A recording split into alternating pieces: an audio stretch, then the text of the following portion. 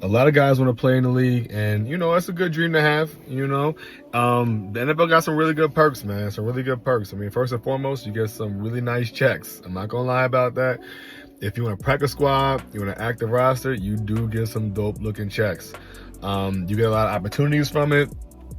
You get in the clubs free, different perks like that. A lot of times things are on the house. People recognize you, that's kind of cool. You got a little fame, something like that. But there are some things you got to pay, all right? And these are non-negotiable. You will be paying, all right? The first thing is your physical well-being. Your body will never be the same when you're done playing in the NFL. It just won't be the same. You got the regular wear and tear of getting older, right? But like I said, most of us are going to get injured. They get hurt, whatever it is. Like, I was fortunate. I didn't have any ACL, Achilles, MCL, nothing like that. But I definitely did have both shoulder surgeries, concussions. So who knows what's going to happen with that later on. Typical pull muscles, broken fingers, ankle sprains. Like, those things are required of you. You know what I mean? The second thing is going to be your mental health. Let's say you had a bad game last Sunday. You got to wear that for a while, right? You're going to have people roasting you.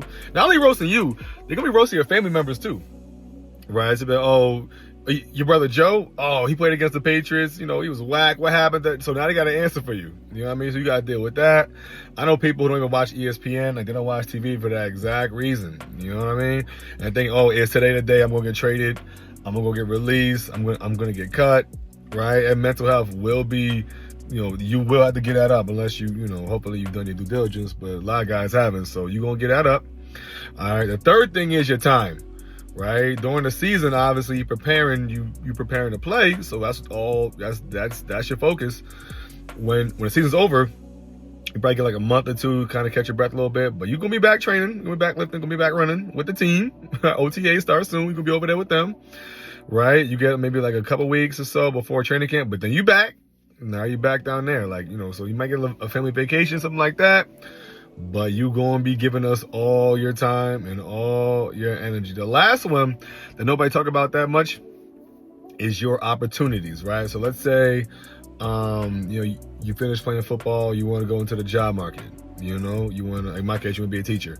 There's people you're competing with that have been pursuing that career the whole time you was playing. So now you're behind everybody else, right?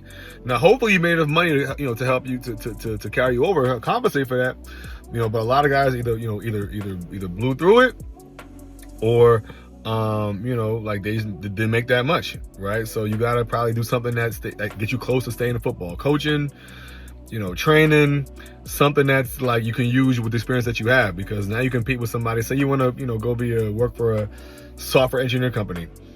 Oh, it's a nice resume. You play in the NFL. That's cool. How was that?